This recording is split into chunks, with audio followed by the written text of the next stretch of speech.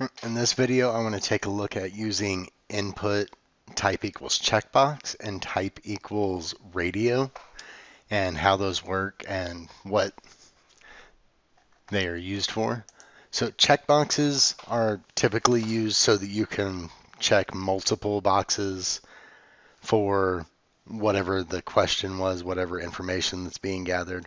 Radio buttons are usually set up so that in each set of radio buttons you can only select one of the options, and we're going to look at creating those. So in this other info area that we have here, I'm going to first create another field set with the legend of checkboxes.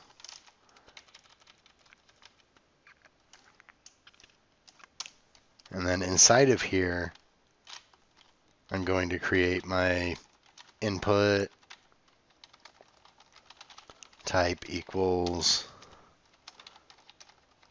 checkbox, name equals ID equals,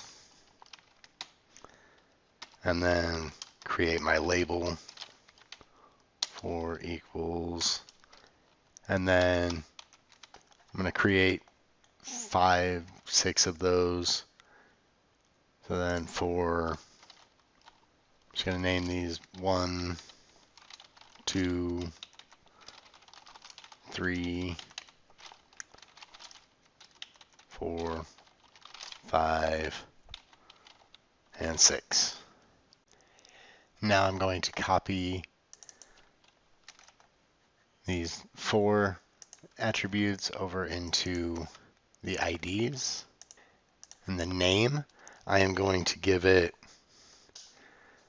a different naming convention here than we had been using. I'm going to call this number,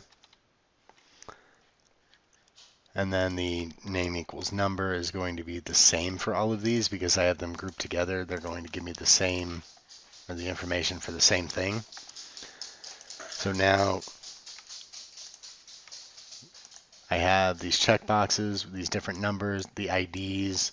We need to give them a value so that there is something that gets sent if that checkbox does get checked. When these get checked, they're going to send whatever the value is as part of the number field that gets sent. If all of them get checked, then it will send all of these values separated so that you know that they all belong to the same question. So when we save this, we can look at that, and right now we have these boxes are all in one line. We didn't give these labels any text.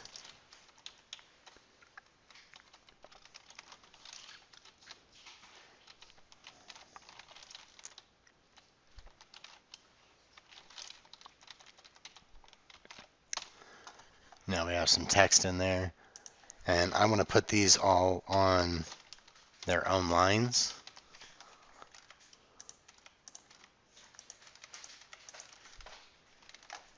So now when we go in, we refresh our page, we can see we have our checkboxes and the labels next to them. They're each on their own line.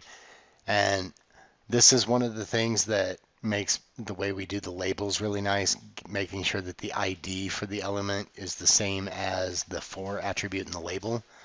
I don't have to worry about if I can't manage to click the checkbox. If I can at least click the label, it's going to select that for me.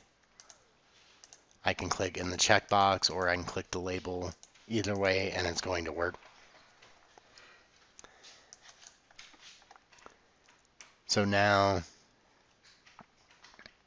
I want to create another field set with some options in it. In this one, I'm only going to put 3 options. We'll call it gender.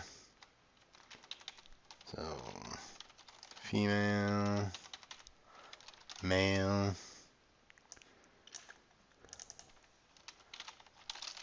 gender, and then I want these to be radio instead of checkbox.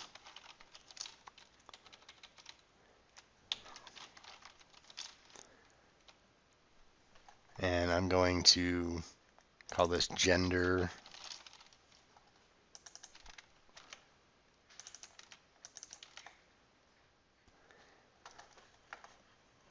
And in this, it's even more important to make sure that you have all of these having the same name, because those are going to be grouped together in a way that you're only able to select one of those values. So if I select male, then select a different one, it's going to unselect whichever one had been selected and only select the one that I'm currently selecting. If these have a different name, so gender 1, gender 2, gender 3, if they have different names like that, then I'll be able to select all of those because those names are different. Those names need to be the same so that you're getting the correct functionality out of your radio buttons.